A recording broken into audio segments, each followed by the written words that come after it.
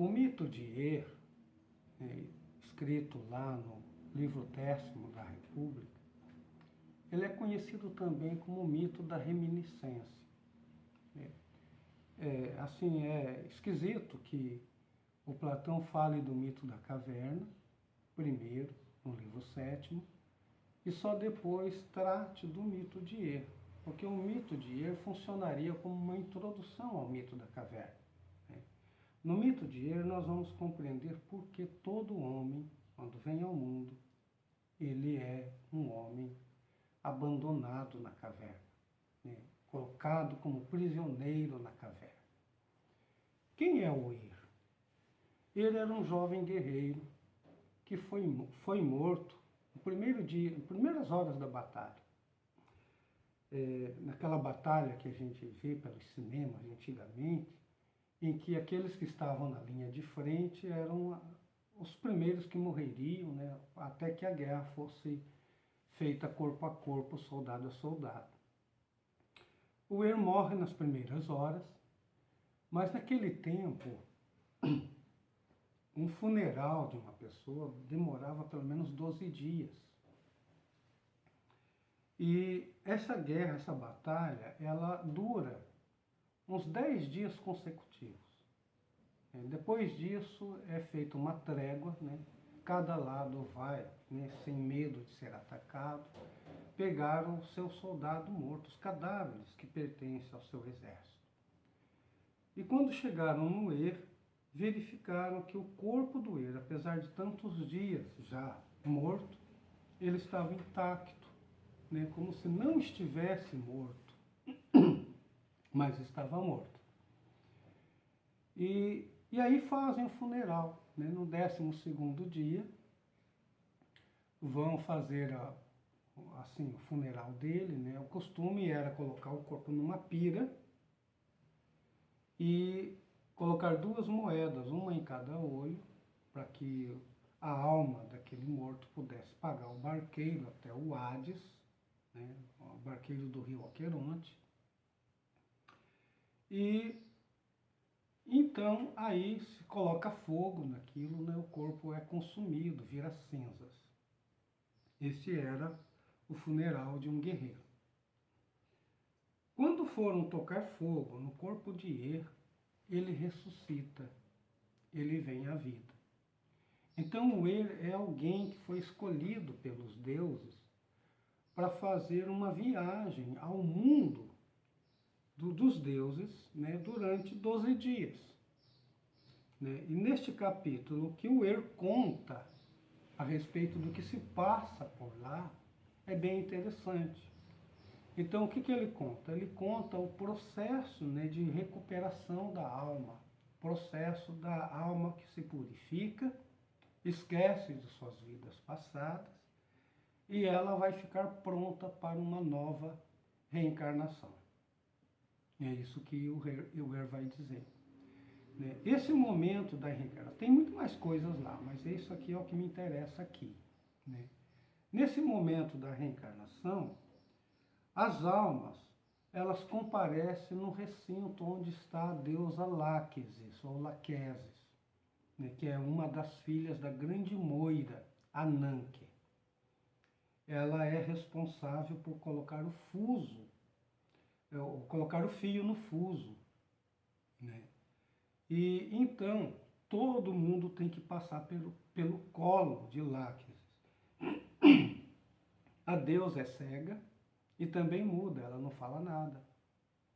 Quem fala é um arauto, que chega ali no recinto e diz para as almas exatamente assim: ó almas efêmeras, vocês estão diante do trono da deusa. Vocês vão renascer, estão prestes a renascer para a condição de mortal. Cada uma de vocês deve escolher um corpo a que ficará ligada pela existência. Escolham bem. Cada uma escolha conforme a prudência que tem. Porque cada um vai ser responsável. Deus não tem culpa. É bem assim que o Platão descreve lá. Ou seja, a alma é obrigada a se reencarnar, ela tem que escolher aqueles destinos que estão ali preparados, e Deus não tem culpa. A culpa será apenas da alma. Que tipo de escolha poderia fazer a alma? Ela pode escolher, né, conforme ela se purificou, né, conforme foi o trabalho dela de purificação, ela pode escolher um destino nobre ou um destino assim vil, né, um destino bem baixo, né, bem humilhante. Então, ela pode escolher, por exemplo, ser um rei, um príncipe, pode escolher ser um mestre, né, escolher ser um político, e, enfim, e pode escolher, então, ainda para piorar, ser um escravo ou até um animal. E entre os animais de rapina, que é a escala menos nobre dos animais, aqueles que se alimentam de carniça, né? Ela pode escolher ser um chacal, né, um gavião, né, uma hiena.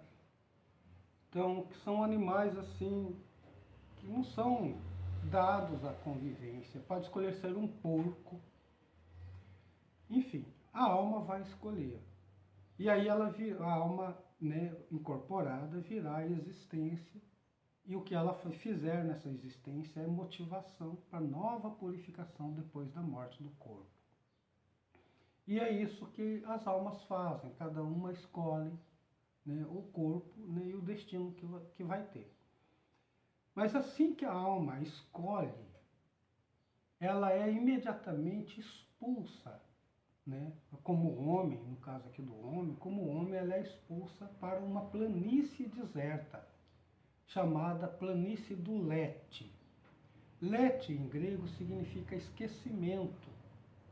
Então a alma vai escolher, né, um lugar que será a caverna.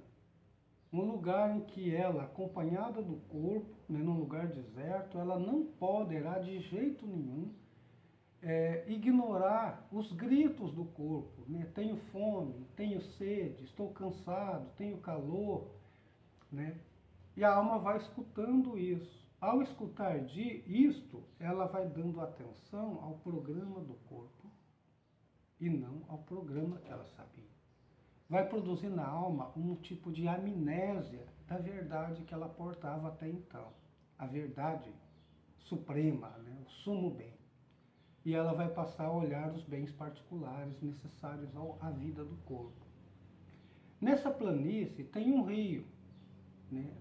As pessoas estão sedentas, elas vão encontrar esse rio, beber da água do rio, né? O rio Amélis, que produz uma amnésia também, um esquecimento na alma. E uns bebem mais, outros bebem menos, mas de toda sorte vai produzir o esquecimento.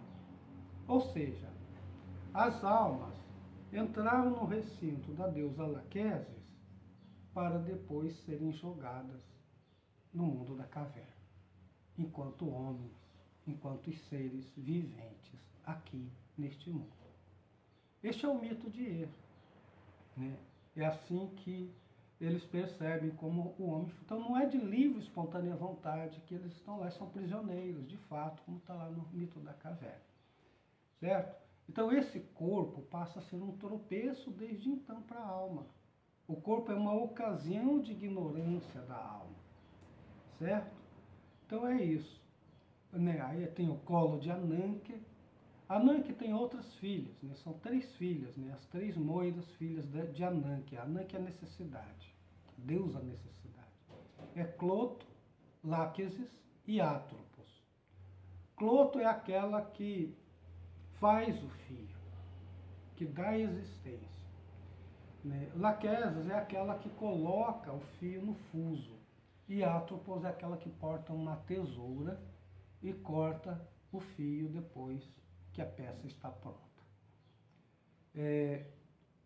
Então, são deusas do destino.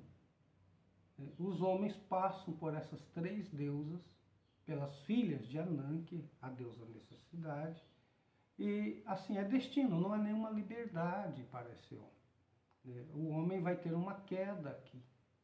né? Já que a essência do homem é a alma vai ficar comprometida com aquilo que não é a essência, que é o corpo, certo? A declaração, né, lá nos slides vocês têm a declaração do arauto, né? Declaração da Virgem Láquesis, filha da necessidade. Almas efêmeras, ides começar uma nova carreira e renascer para a condição mortal. Não é um gênio que vos escolherá, vós mesmos escolhereis o vosso gênio. Que o primeiro designado pela sorte seja o primeiro a escolher a vida que ficará ligado pela necessidade. A virtude não tem senhor. Cada um de vós, consoante a venera ou a desdenha, terá mais ou menos. A responsabilidade é daquele que escolhe. Deus não é responsável. É uma condenação. Trata-se de uma condenação do homem como um todo, uma percepção de que a alma, ela escolhe e ela paga o preço pela vida que escolheu. Né? Então, dali ela sai para uma planície onde tudo o que fizer como experimento de vida produzirá o esquecimento da verdade. Tá certo? Esse é o mito de Er, né? É o que faz o homem ser ignorante. Né? Recuperar a sabedoria é fazer o caminho de volta, mas esse caminho de volta só a alma fará. Né? E toda a ambição, né? Todo o desejo desta alma é ela voltar a ser alma apenas e nunca mais se reencarnar. Esse é um mundo melhor. Ela deve ser aquele prisioneiro que sai da caverna e consegue olhar o sol. O melhor lugar, né? O melhor lugar para se contemplar a verdade e é também o melhor prazer. O cristianismo, né, se apropria deste mito para dizer que o sol é a face de Deus, é o rosto de Deus. E que o rosto de Deus é a suprema beleza. Uma vez que se contempla o rosto de Deus, todos os prazeres vitais são eclipsados. A gente só quer aquela beleza. É algo parecido que o Platão está defendendo aqui. Aliás, é do Platão que os cristãos tiram essa ideia. Vamos parar por aqui um pouquinho.